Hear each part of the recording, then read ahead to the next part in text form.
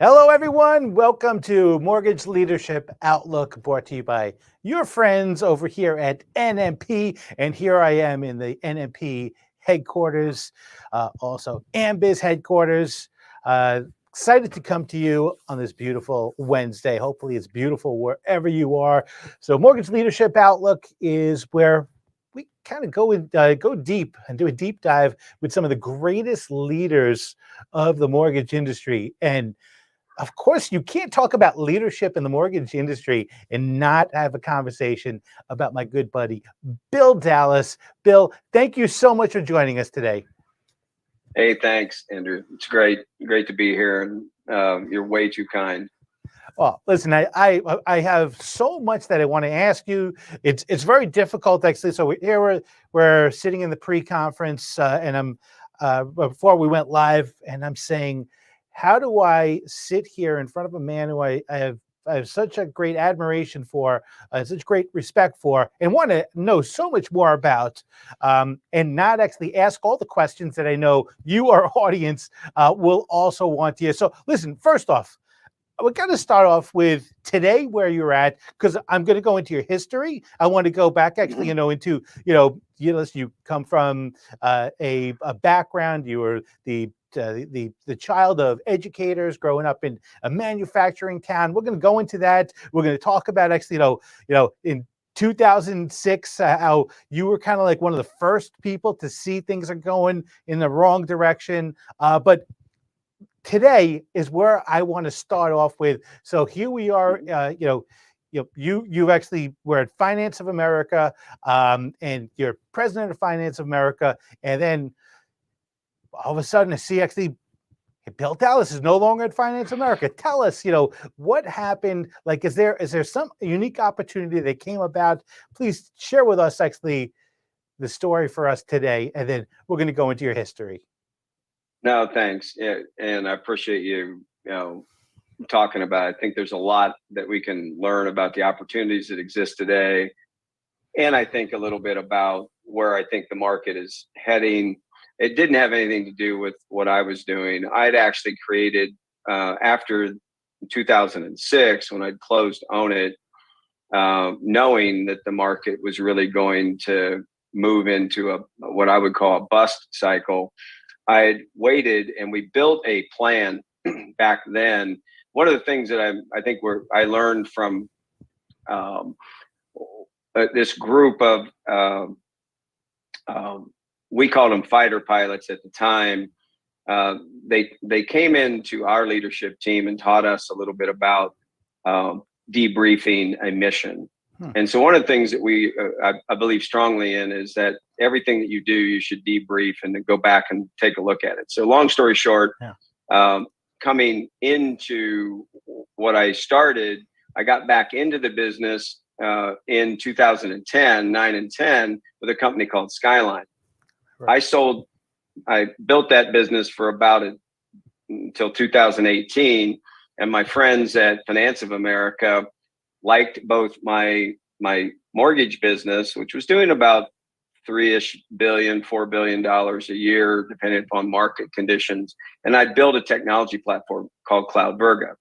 Those businesses, they'd taken an option on and invested in CloudVerga. So I came in really in 2018 to Finance of America with a very defined mission to fix their mortgage business. They'd basically acquired 20 different companies, not all of them in retail. They wanted to have multi-channel. They wanted to be in the servicing, and they didn't really have any of that. And basically, I accomplished all of that. And we took them public in the middle of a pandemic. So when Patty Smith, who I came in with, retired, I just thought it was a good opportunity for me. And I think given where the market is, it's a good opportunity for me to actually move on and begin to help other people try to figure out how to do their business rather than just trying to do it myself. So that's the long and short of it. Yeah, almost 2 years after the IPO, like to the day it was. And listen, it was, and you can tell, actually, you're proud of the work you did there, and the people actually that you've left in place in leadership there, because you look at your LinkedIn and you see nothing but praise and excitement about the things that they're still doing there at Finance America. That kind of it speaks to the kind of the character that you are. But I want to go back actually to Own It, because I remember 2006. Mm. It was going great. Like, for on the surface, it seemed to be going great. We did one of our networking events. Own It was one of our sponsors, and I remember getting a message that saying Own It, after writing a check to be a sponsor, just wasn't going to show up, and that's when they got scared, because when someone like a Bill Dallas actually is pulling the plug on a company like Own It, which was such a leader in the space, pulls the plug and basically was, I think, company 3 on the mortgage Plodometer. Mm-hmm. Something was going on. Could you do a debriefing Yeah. of what exactly happened there? Because I don't know if anyone else is interested in this, but I know I've always actually been curious about this myself. No, it's a great segue, really, right? Because I think what we saw in the early, I would say the late '90s, right, and then into the early part of 2000s, was a market that interest rates were declining and home prices were beginning to grow. And if you follow that, I think 2003, 2004, you saw this massive, it was the largest market in the history up until recently, right, where we had this massive growth. We had created a non-agency product that we called Direct Access. And I did that at First Franklin, my prior business, and then sold that business a couple times, and then started really Own It with Bank of America Merrill Lynch and with CIVC Partners, which was owned by Bank of America. So we had big company bones.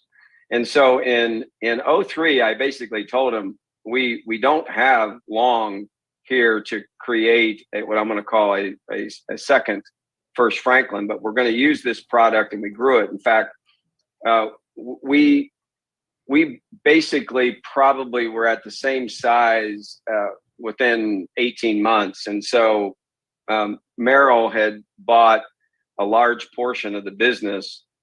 And so I sat down with them and said, look, here's what we're seeing. And so it was interesting because data, in my view, people ignore really the signals. And this is a good market for people to sort of think about it, because in '05, we saw a couple things show up, and these are now letters that are sort of known well in the mortgage industry. We saw FPDs, first payment defaults, and EPDs, early payment defaults, begin to show up. We had zero of that up until March or April of '05. And then we saw this ramp to a very small number. It was like 1% to 2%. But if a purchase loan does not make its first payment, you should look at it, right? If the horse stumbles out of the race gate, it's not a good thing in mortgage. And so what we did was we did a really deep dive. And luckily, I had a really good servicer called a guy by the name of Larry Litton. It ended up, and Larry was based in Houston. And I said, Larry, go take a look at these properties. And he began to look at them. I'd met this guy, Adam Bass. And if you saw The Big Short, you basically see this whole story playing out, because I was at the early part of it. He came to see us. We basically told him, we have seen this ramp and we think it's going to continue. And so we really looked at that. And what we found was it was fraud. Wow. And so people were beginning to game the system. And I could not get that ramp to sort of stop. I think it plateaued about 3%. And we just decided, in fact, in December of '05, we shut Own It down. Long before, because after that, the shit hit the fan. And now you have it infecting Fannie Mae and Freddie Mac. And if you watch the show, The Big Short, or you read the book, they sort of mischaracterized it a bit because they talk about mortgage-backed securities. It wasn't mortgage-backed securities; they were asset-backed securities, ABSs. And there's a little bit of difference, but at the end of the day, the customer was beginning to default and pay at the gate, and so we saw that as, okay, this is fraudulent. We can't systemically change it. We tried to talk our parent into what we thought we should do at the time. They basically said no, because they also owned my old business, First Franklin. And so we decided as a management team, and it was probably one of the best decisions, if not the toughest, but the best management decision I think I've ever made, which with my group was to shut a business down that was very profitable and doing close to, I would say we were probably closing at that time, a couple $1 billion a month. That's Of phenomenal. production. Yeah, but and that's non-agency, which is highly profitable. So I have to imagine We were making. I mean, it's a little bit. It's got some non-QM-ish feel today. Yeah, but it was different in that it wasn't. It was a lot of the way brokers and originators at the time. This is looked at alternative documentation. Was no documentation. Yeah, and we actually said loans should be alternative docked, but they have to be. You have to actually have income. And when we saw the way people started to use the product, it was like, uh-oh, this is going to end badly, and it did. Wow. So like when you look back at everything, and obviously it's easy to play Monday morning quarterback now, but is any regrets? So like is there anything that you feel like you wish you made a different decision, whether it's early or later? Anything you could think of? No regrets. I don't think. I think the only regret I've ever had is not being able to stay connected to all the people that I've had the opportunity to work with. And I try, whether it's LinkedIn or whether it's just staying connected to folks, but I didn't get here on my own, for sure. I got here because I'm a pretty good coach. I'm a pretty good team player. I'm a good performer of what I'm supposed to do. And I think I'm really good at leading people. Yeah. But at the end of the day, my people really trusted me. I guess I'm the Ted Lasso of mortgage, right? Well, I'm sort of I think I give all the credit to all of the players and all the people that I've built. Yeah. And now that I've gotten a little bit older, I mean, one of the things I want to do now is just help mortgage companies make a transition, because I really don't think they know where they're going. And I don't think they know the collision that they're in for.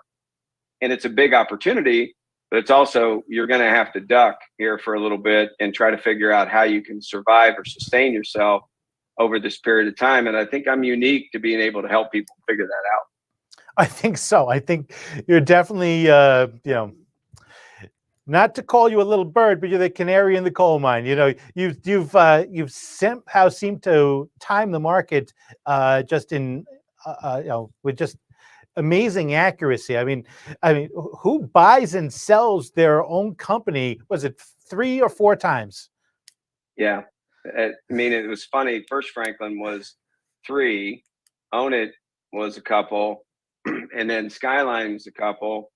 I think the one thing that I've learned is the mortgage business, even though it seems fairly old and archaic, it's got this constant.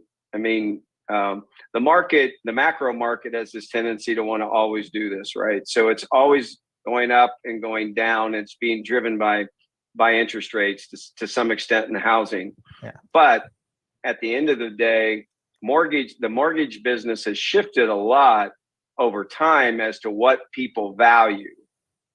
And I think what I would try to tell people is, one of the things that I've been good at is I do believe in and I've got Jim Collins's book, and I actually used a management consultant, a guy by the name of Jerry Faust, when I was building my business.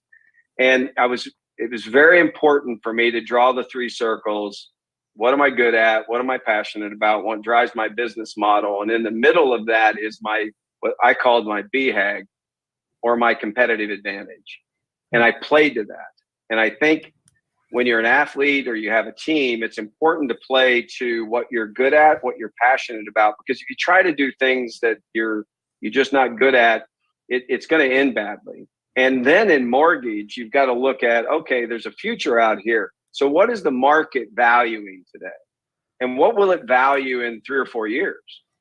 And so you're building your company into that valuation model today. And it may look totally different. And it did. I mean, I actually said to people, we taught ourselves to box left-handed when we got out of agency. We didn't know that much about it, but we had to. And I've always, confusion creates change. And the equation for change for me is very formulaic. And so what I try to do to people is say confusion, or use the C equals DFR. And so for change or confusion or crisis to occur, you have to have 3 things that exist. And if you explain it to people this way, they seem to understand it, because change is the only way. Change and your solution equals growth, and that equals, and if you accomplish that, you can grow further, and then you create bigger problems and off you go. But DFR is dissatisfaction, fear, and resistance to change have to be so broken down that you're basically willing and able to make this quantum leap. And I think we are into where today, where there is confusion and there's an opportunity for growth for people. But you have to be able, it's going to create change, and you have to be able to negotiate that as you sort of navigate your business. And I know in buying back your business, I've always said the companies that, and I was early to private equity. I was probably the first company in the space to actually be bought by a private equity firm. In fact, they didn't even call it. It's so old that they didn't call it private equity. They called it merchant banking. Oh, wow. And it was DLJ Merchant Banking Fund 1. And DLJ is Donaldson, Lufkin, and Jen Rett. And those 3 guys sort of founded in some facet Wall Street.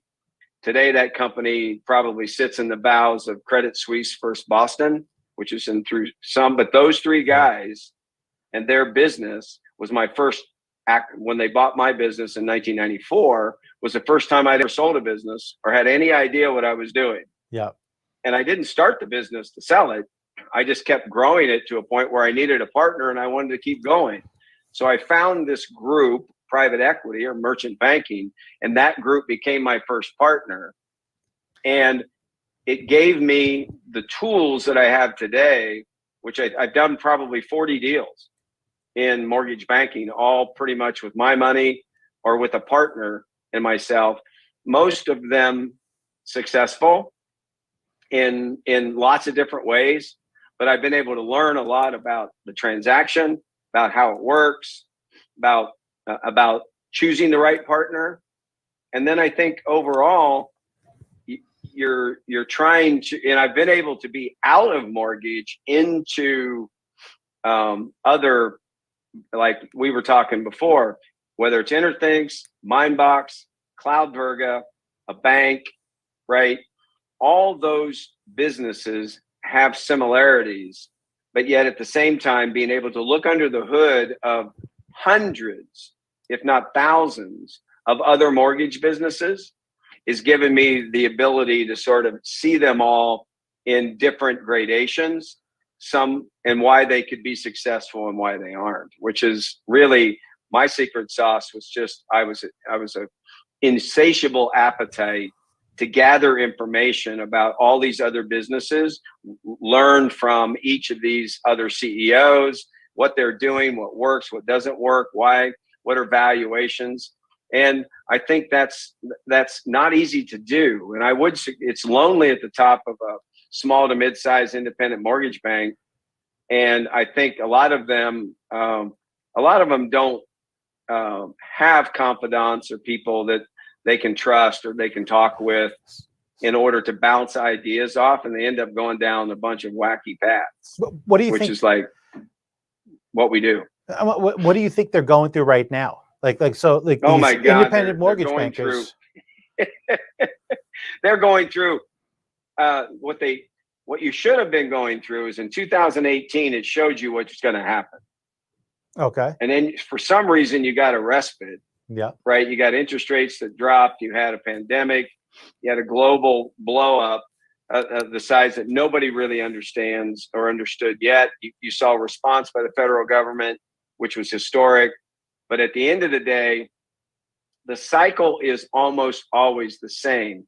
Interest rates rise, stocks and bond market become volatile, volume slows. See if I can get them all. Mortgage market becomes a pivot from refi to purchase to some extent, and real estate gets confused.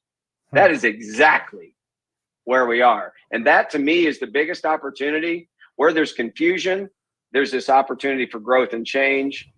And I think I've made a career out of this. Yeah, right. You definitely I made have. a career, and it is so predictable, Andrew, like you were saying. It's a wonderful time to be a well-run small to mid-sized mortgage company, right? Yeah. Why? Because you're nimble. You don't have a lot of legacy assets. You don't have a lot of people to lay off. And most importantly, you can be strategic and change into what the market needs or wants. If you're a big player, you're sort of done. Yeah. You have to rely on scale and multiple channels. These channels aren't working. And then you've got all of these macro things that are going on in the marketplace that are affecting how consumers buy. Who would have ever guessed that coming out of this pandemic, what you would have would be 25% of the market's non-owner occupied. Nobody. And 25 to 40% of the transactions are cash. Yep. That's phenomenal. Nobody would have guessed this, right? So now and I want to get to, where you see the big opportunities, but I don't want you to answer that yet.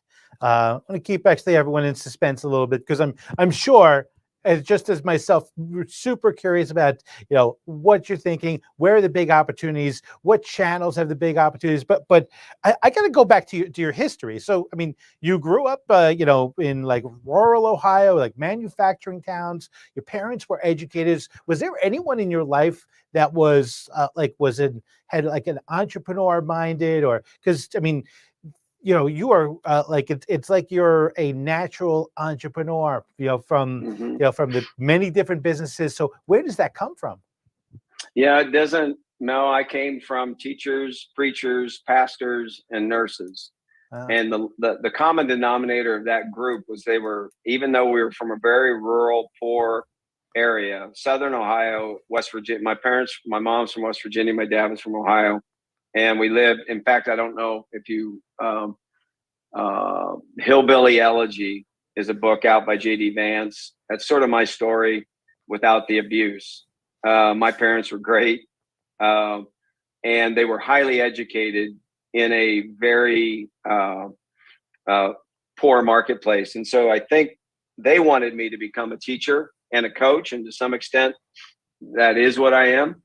But I didn't want to struggle like they struggled for money. And I think it was that drive. In fact, I have a little sheet of paper that I did when I was in first grade. And when my first grade teacher asked me what I wanted to become, and I drew 3 pictures. I still have it here on my desk. It's the first picture was an Army man. I wanted to be an Army man. The second picture was an athlete. I wanted to be a quarterback or a professional football player. And the third picture was I wanted to be a banker. And where in the hell did that come from? Right. And I didn't know what it meant. I wanted to make money, and I wanted to have things so that I could give them back to people.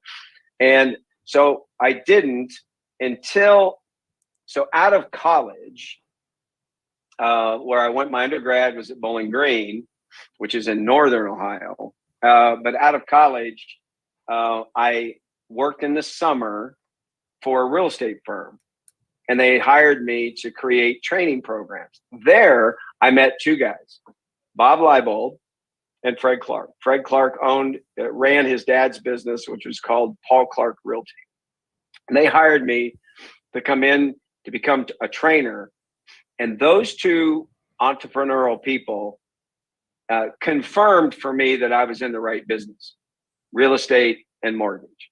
So I cut my teeth training realtors and training for the franchise, which they bought, which was called Better Homes and Gardens Real Estate Services.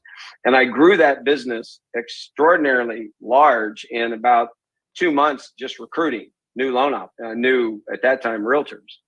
And so, and that taught me the importance of mortgage and how important the financing part of it was. And so I was recruited from there to come out to San Jose, California, to run a real estate company, and we owned a mortgage company, and that started me in the business. And so, but those two guys actually confirmed for me that I loved real estate. I loved everything about it. It is the eighth wonder of the world, and you just have to be really good at it. And I love the book Outlier because I think I'm a bit of an outlier, but I've probably got, 50,000, 100,000 hours in this business and thinking about it every day. And now I live in Las Vegas, or south of Las Vegas. I'll use the gambling example is if you own your mortgage company, almost every day you take all your chips and you put it back out onto the pass line. And you're in it and invested. And I love these people. I love people who are fully at risk, fully to gain. And that was not my upbringing. No. My upbringing was be highly educated, be thoughtful about what you want to do, recognize that teams, that the P&L, all these guys used to say the same. And when you meet a private equity firm, they're so interested in EBITDA. Most people don't even know what it is. And then the P&L, the profit and loss statement, and your balance sheet, and your income statements, and all of that stuff. What I was taught was how important the P&L should be relabeled people and leadership. And the reason I think I've been able to continue to stay connected and be successful with my businesses is because I recognize that it's the people and the leadership that creates value, not the profit and loss statement that you're looking at, which is historic. And I think big companies have a tendency to forget that. Interesting. So you can evaluate based on the profit and loss, but the grow you focus on the people and leadership. If you have the best team and you're well run, in fact, at Finance of America, the most things I'm most excited about was that the team I chose and put in place, they may not have been the best athletes, but we'll kick your butt. And we just play hard. But I have certain fundamental values and certain fundamental things that are important. Everybody matters, right? And you're only as good as your weakest link. And I think when you as you get big, the challenge of big companies, and I think that's the challenge at Finance of America, or some of them that have gotten big over acquisitions, or they've gotten big over time, is that you have to allow, you can't act like a big company. You can have big capital, great, but you have to act like a small company in terms of how you take care of your people. And it's very hard. I had a friend at Bruce Paradis, who, in fact, I met my wife, she was Bruce's assistant, and he was in charge of GMAC RFC, which is one of the nation's largest conduits.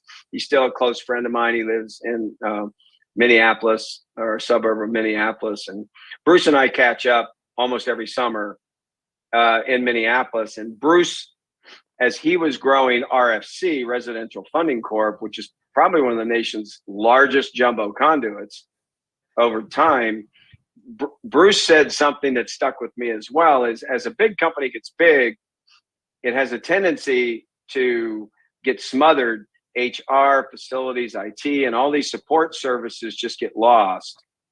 And he said the trick to growing a business is continuing to make smaller businesses out of the big business, but operate as one. And it's not easy to do. So I've always tried to keep the business units at a manageable size, leadership at manageable size, and then try to be able to make sure that you have an umbrella of really what your vision is, what your mission is, why you're here. I think that's the secret sauce, is having passionate people who really love what they do, and they love the place that they work. And companies have a tendency to bleed that out over time. So how do you find that? Though when you're looking for leadership, like how do you find something that you're not going to find on a resume? And is it, the history might not necessarily speak to that kind of character or person. So how do you find that? Yeah, there's probably two things that I look for specifically. One is that you've probably been an athlete, or you've probably been a cheerleader, but you like the team atmosphere. So I'm trying to figure out if you have the knowledge and the ability to be a teammate, first of all.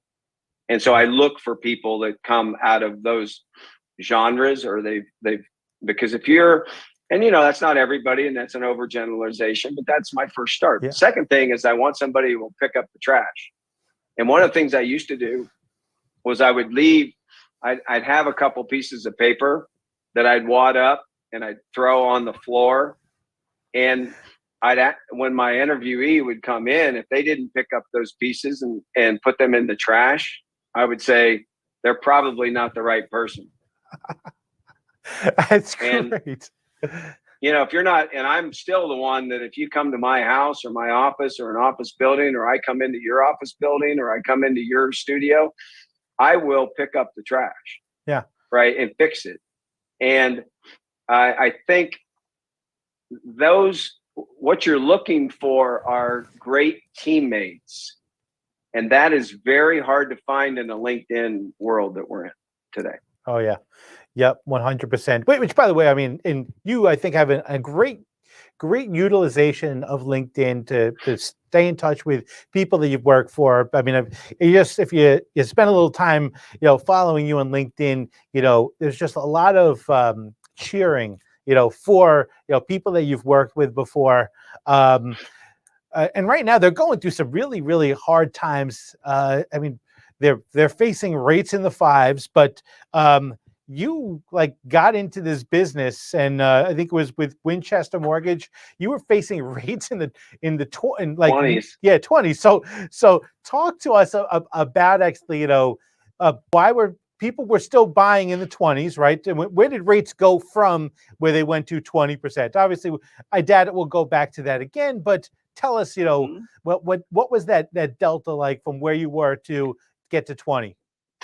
Well, I think the common denominator was I was too stupid to know that interest rates were 20.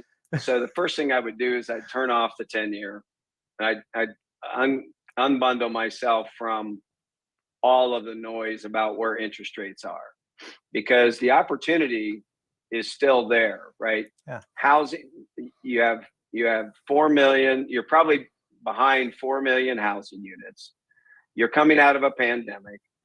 You still have everybody in America who wants to own a home. Nothing's really changed, right? You now have the government fully focused on probably the number one thing that I think they always should have been, which is be more mission driven, affordable housing, be able to provide it. And I think that alchemy, you've got a market, interest rates being 5 is still, that's extraordinarily low. Yeah. So, if you have low interest rates, you have really very low unemployment, and you have house prices still flat or rising a bit, that's a great alchemy for mortgage. Yeah. It's not what you used to, and it's going to be harder because you're going to have to source non-rate sensitive loans, right? And which is instead for all these folks who are just catching loans that fell out of trees, it's over. And the second piece is purchase is difficult, right? Because the referral source is different. And fundamentally, I think the headline change is that our business is built on a single family resident and a primary occupant, right? So it was basically a spouse that worked, who had a job, who was going to buy a home, and they were going to use that home only for their personal residence. Yeah. And what's changed is all of that, right? Now you've got multiple occupants.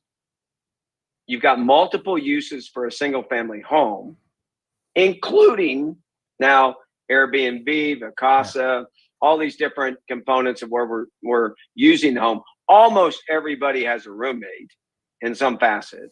And now you're starting to use homes and convert garages to ADUs and all these different things. So the mortgage business as a single family resident primary occupant is totally changed. So when you build technology, when you try to figure out a process, when you try to look at what will people value on this side of it, that's important. The second thing I think about is that not only that, but you have DEI and ESG, you have diversity, and what I'm going to call all these environmental things. And houses are right in the middle of this, right? Because you've got climate change. So if you're like, I lived in California for 40 years. I mean, you can't live in California without our seasons of flood, fire, drought. Right? You have all those things. A house needs to be insured. It needs to be safe. Yeah. And now the houses are aging. So houses are now 40 and 50 years old. So every house that you buy needs new lights, new AC, a different view, and all of that should be environmentally sensitive, right? So I think you're in a target-rich environment over the next 10 years, but it's going to be different because the macro things that are affecting housing will eventually get to your business and originations. And if you want to build a business that has any value at all to any investor, you better be over there, right? So I think those things stay on my mind as I'm trying to build a business and trying to make sure that that business has value to investors, on this side, because I think most mortgage companies want to sell them. So do you know, like, you have a specific vision for your next stage, like I do. So what can you share with us here? So I've got, and I'll give it to you in, I've got a macro component piece of where there's probably 5 or 6 macro trends. And I'm helping mortgage companies think about strategically how they have a competitive advantage in those areas and what can they be best at, right? So whether it's we could stay with borrower type. So let's just look at if you look at the way America has changed, you've got guidelines. So first, it's product. Yeah. Right. You've got guidelines that are 50 to 75 years old, and they were built for the primary occupant borrower, generally a white male. Yeah. On this side, who was employed. Yeah. So the first problem we have is that the guidelines don't fit the customer. And that's why you've got like 3,000 requests, right? The second, so first there's that. The second is the borrower on the other side is totally changed, even though they may look the same when they actually apply for a loan. Yeah. And so the borrower's used to speed, efficiency, mobile. I mean, they get frustrated if they have to stand in line at Starbucks for more than a couple minutes. And yet we put them through like the ringer in the mortgage business. So and slowly that's got to change, right? The third thing is valuation. How do you I mean, there's nothing more frustrating, I think, than the appraisal process. It's cumbersome. It takes too long. It's filled with bias, right? Because you have individuals going out looking at houses willy-nilly all over the place. Mm-hmm. So I think where we're heading is the reverse of the what I'm going to call the appraisal waterfall. Because if you took, I think the data components, whether it's income, credit, property, or assets, right? Should be pretty simple. But yet the property component needs to be flipped. And so you need to have an option that's going to be simple. And then that needs to crescendo to a full valuation or an appraisal if the property somehow doesn't fit these categories. Right. Because most houses fit Yeah. something. I'd say 90% of them. Yeah. If it's brand new, it doesn't fit. If it's totally atypical, it doesn't fit. Like it's a lot of units, or it's a lot of acreage, or it's a geodesic dome, or it's something. There's very few of those, but those you can take off the conveyor belt. But I think appraisal is going to be a big change.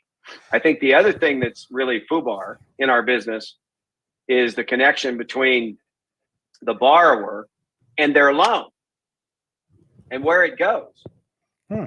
I've never seen anything worse. Okay. I mean, I guess the process is worse. Yeah. Maybe drag them behind the truck and ask them a bunch of questions 50 different times, and we have 50 different people ask the same question. I mean, if I ask a consumer to just explain what just happened to them, they always tell me the same story. Different people ask me the same question different times, and they're trying to get certain information all the time. It's almost like they're not part of the process. Well, you think about that, and then we close a loan, and then what do we do to you? We sell the loan. Yep. Right? We sell it and to again, whoever and the again, hell we can and sell again. it to. Really doesn't matter. Yeah. And so, and we saw those problems in forbearance. Yeah. And we see those problems in 2006, 7, 8 of when you have to actually get a hold of somebody to help a borrower. Our job is to build sustainable wealth for a homeowner. So we have to stay connected to that homeowner. And, we hear words in marketing like we got to build a customer journey and we got to do all that. Hey, it's really pretty simple. Take the loan and the lender and combine them so that so the customer knows what the hell they're supposed to do. Yeah. And how they're supposed to pay it. Those things would be a good start. So, and because it's interesting because right now people, they don't care about where their loan's being serviced, and really the originator doesn't either. I mean, the originator kind of focuses on, let's just get to the closing table. We have an ugly process ahead. We're hoping we're going to get your appraisal done. Maybe we'll get a waiver. Most likely not, and we're going to probably have to wait. Most likely not. Yep. Exactly. It's going to take a long time, and then so let's just try to get to the closing table, and then you'll figure out where you're going to send the payments to later on, and that may change many times over. So how do we make actually like a complete change? I mean, is that what do you see that opportunity, like changing the I do. Okay. How can we do that? Yeah, I think, look, I've built technology platform, and I think you've got to do, I would say there's 4 or 5 things that are, well, first, to prove to yourself, you've got to know, look, the cost of a loan in 2012 was around $5,100. The cost of a loan in like 15, 16, 17 was $7,000. The cost of the loan today is $9,500. Now, why is that?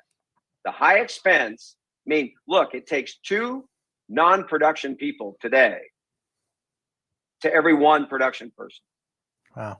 And that, when I started, was a non-production person to a production person. So high expense, loan costs are rising. There's a heavy reliance on people. And the majority of the things are people related, right? You've added people to the system. Processors now have LOAs. LOAs have other people that do this. Then you have input people, and you have disclosure desks, and you have all these different things. All that reliance on people and second, and then decreasing productivity. Closings per employees just keep going down, and the process is terrible. So when I diagram it, when we started building technology doesn't solve it, but you have to reduce. I think the first thing is we have one loan product, a 30-year fixed rate loan that has 500 different components, different investors. Okay. So it's not like a non-QM loan. It's you're saying, well, just take, I have Fannie Mae, Freddie Mac, and Ginnie Mae, and all the loans go to those 3, or it's jumbo. But it's still a 30-year fixed rate loan. I have 500 different places I sell that loan. So I add guidelines, I add overlays, I add little things, and all this stuff for one loan type. So my goal would be And I think it's pretty simple. What I did at Own It and what I did at First Franklin is I had a loan type that could do 500 things instead of 500 different loan types. You can't build technology around that. Yeah. And so you have to be able to take a simplified application intake, right? First, employment, income, deposit, investment, credit, property data, boom, right? And I could probably gather most of that stuff if you just gave me your social security or you gave me something. But you've got all these HIPAA, all these different laws that are, protecting the consumer, right? But I think first, simplify the application intake. Second, limit the number of investors in product. The reason that consumer direct and wholesale has much lower cost to produce is because there's no loan officer, expensive loan officer, and they don't have 5,000 different products. Yeah. They have one or two. So simplified application intake. Second, product selection. Third, move underwriting and instant approval. Give them an approval first. Underwrite first, then process. Don't process everything, gather it all, and then go to underwriting and then have it bounce back 7,000 times. And through that process, give the consumer control as much as you can of the journey with human support and try to close electronically on the end. If you can do that, you can fix it. But you're gonna mortgage, the first cost to bear for mortgage is gonna be a high cost to produce. Well, but right? I mean, it's people. But you've just talked about the origination side of the business, but what happens on the servicing side? So, you keep it. So you retain the servicing. You either find a partner who's willing to invest in the MSR, or you move completely to a different product that you retain that customer, because you want to retain that customer and be able to stay connected to them for life, because that's the only thing that makes sense, right? For the consumer long term. They want a partner. They want somebody that can help them build sustainable wealth. And we set up, I'm a lawyer by trade, right? So we don't have any signed agreement with the consumer. Yeah. Right? Nothing. So personally, if I were doing it and I had my magic wand, I would have every consumer, as I'm talking with them, sign a professional services agreement. And that agreement could be $5, $50, $5,000. It doesn't matter. I want to represent you. It can be cancelable whenever you want, but I want a relationship with you, and we should have something contractual. There's very few businesses of professional people, whether you're an accountant, a lawyer, an architect, right? The only businesses that are sales driven and commission driven are over here on real estate or on the mortgage side. Yeah. And everybody knows that it's safer, better. You get better quality people. You get more commitment. You get all of that if you have an agreement that's in place on how to deal with the consumer and what your SLAs are. I have to commit to you to do certain things, and you should understand that I'm going to do those. So are you saying that as an originator, if a borrower is looking to purchase their first time home, they would sign an agreement with an originator? Yep. Interesting. And that's not based on whether the loan goes through or not, but basically act as a consultant. I am your trusted advisor. We call ourselves advisors, right? What kind of advisors are we? Well, we can't say we're debt advisors.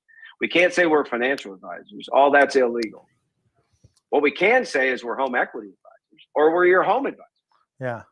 And I think realtors should do the same thing, because I think what's wrong in real estate is everybody thinks that if you're going to go buy a house, you actually think that realtor is representing you, and you know the law. Yeah. The law says that we all work for the seller. Yeah. So basically all the realtors are working for the seller because Yeah. the seller pays the commission. So the borrower doesn't know that. And there isn't a lawyer on the planet that wouldn't try to say to you, hey, I want to represent you and you need a pro. And I'm the best pro for you. So, going back to the originator, because I'm trying to figure out here. So here, let's say the originator is hired to work with this first-time home buyer to find the right mortgage product for them. They're going to get compensated whether or not the deal goes through. But you're saying actually that we should try to put this borrower into a company that's going to hold the servicing. How do you incentivize the originator to bring them? You're going to have to pay I think that for this to work, you're going to have to pay very little upfront fee and very little engagement fee to start. Most of the fee being paid upon the closing of a transaction, and then some long-term connection. Every loan officer I know wants to do an annual checkup, wants to stay connected to the loan officer. Every software that I know tries to build journeys to keep you connected and to keep you doing that. Plus, I think there's one thing that loan officers don't do. The great loan officers do it really well, but most loan officers don't even talk about it. And that is how you pay your mortgage. Interesting. Because if you pay your mortgage faster, it pays off faster and saves you a shitload of money and builds equity.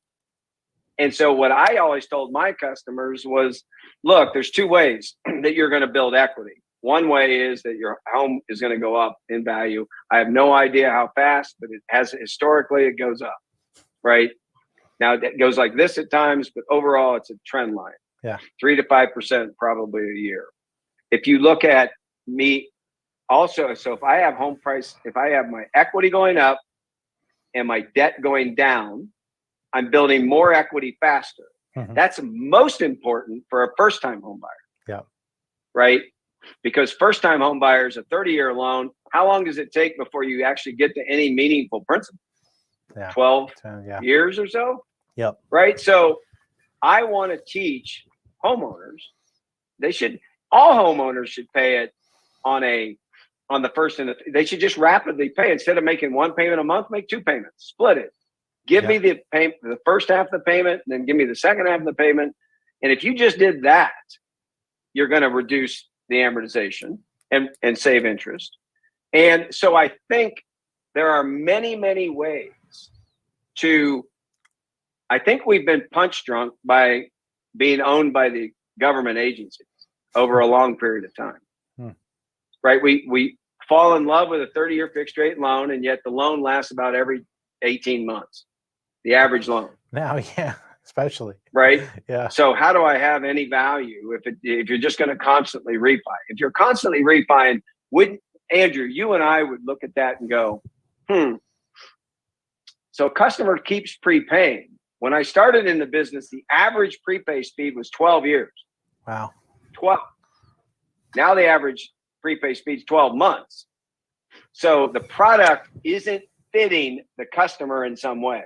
Yeah. So how do we give the customer a safe mortgage product that they could pay faster if they wanted to, and at the same time give them a reasonable rate? But that is what a home advisor does. And I think there's value in that, a lot of value.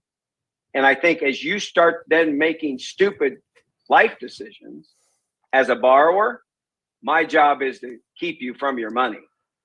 So this home advisor that you talk about, is this something that have you start to put together any kind of structure to create something like this, or some kind of opportunity where traditional originators can shift into a home advisor, like a pay for fee service? I think this is the collision, in my view, between consumer direct and distributed retail today. And how this plays out, I don't know. And where does the broker, where does the broker, the wholesale? The broker is the lowest cost producer. The broker is just an independent agent. The broker is no different than the distributed retail agent. They're high cost. They just work for themselves. So they can become low cost if they need to be. But there's no different. I actually think brokers are early adapters. They're early adopters of things. As you know, I mean, I've been a TPO component. I like both, but I think the cost, what's going to drive the collision is the cost. Yeah. But what we should be thinking about, or what's the opportunity in that, so that we actually build a business that we have the right human touching and talking to you and staying connected to you, so that you as a homeowner, because I actually think it's more of a Nordstrom's level of service than it is Walmart. And yet we treat it sort of like it's Walmart. We're just going to come in, get our product, and go home. Well, that's not really mortgage. When you do a rate and term refi, it has a Walmart feel.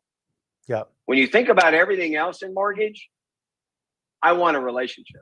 There's a feeling there, yeah, and that's where one of the opportunities that you talked about, where you're finding a niche or an audience that makes the like a lot of sense to kind of almost double down on a particular audience.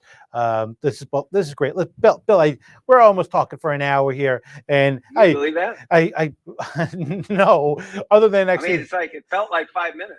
I know. Maybe to the listener, it probably felt like an hour, but to me, and talking with you, it felt like a few minutes. Bill, I could talk to you for hours. There's so much money. I have 4 other things that we're gonna find some other topic. Yeah, we definitely have to do this again. But I love actually, so a couple of themes, and make sure I got everything here. Find actually that niche, find an audience, whether it's something actually related to your culture or a product, and become actually an expert in that. I hear that we need to fix valuation majorly. I mean, I talked to someone today who's actually was able to take a loan from a lead to clear to close in 6 hours, and it would have been 4 hours, if it wasn't actually for a slight delay. But the biggest delay, actually, of course, is the appraisal. The appraisal is really, really killing us.